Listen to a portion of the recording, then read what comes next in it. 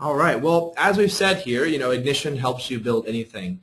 And, I've lived and breathed that, the entire time I've been working here at Inductive Automation, and that I'm an expert in the product. Let me tell you, if I go to any company out there, whether it be any end user, I can sell them an Ignition solution, and by accomplishing some need throughout that facility. And I've done it. I have hardly done any help with customers on HMI SCADA. Because, hey, Ignition, that's easy for anybody to go in there and configure those kind of applications. What I typically focus on with integrators or end users here is the other projects there that help them, connect their enterprise together, help them do things that they simply just couldn't do before, or that was really complicated to do before with what they had. So the fact is, when I go in there, I know what the product does. I know what I can say. I know I could say yes confidently to some of these things they ask. So the more that you know about the product, the more you can say yes to it, the more you're going to be successful with Ignition. And I think that's really the major theme here, and the theme of this year is to get you guys to get integrators to really learn more about what Ignition can do and the actual potential that is out there. And today what I want to show you is some examples of some solutions where we can start small. We can bring Ignition in the door, and then of course once it's in the door, that seed and grow approach, it can be a never-ending project, like Dee and Chris were saying there. That happens a lot, and we see it with a lot of integrators. So we're also going to show you some questions that you can ask, to help get these projects going as well. So it's kind of what Dee and Chris were saying earlier, sort of how we walk around the plant and what sort of questions should we ask the end user or different audiences there. So the first thing I want to start with here, first example of getting Ignition in the door, would be using the SQL Bridge module. So a lot of you may know what this module is, but it's one of our fundamental modules. The first product that Inductive Automation ever developed was a product called Factory SQL, and it bridged the gap between a PLC and a database. So it simply allowed you to put data into a SQL database, whether it be MySQL, SQL Server, Oracle, doesn't matter. So the idea was to get it into an open format rather than being proprietary.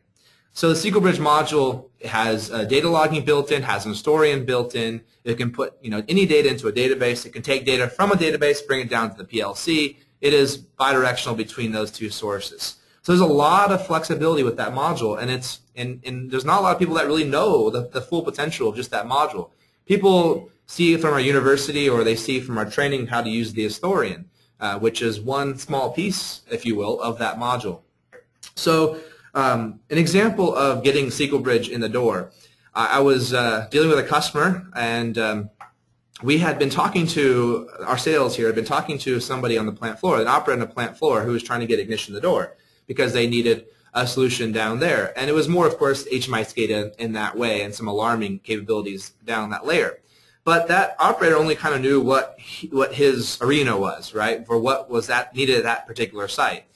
We actually went up the chain a little bit, and we talked to kind of the manager of automation across the entire enterprise. And so this was more of a corporate level.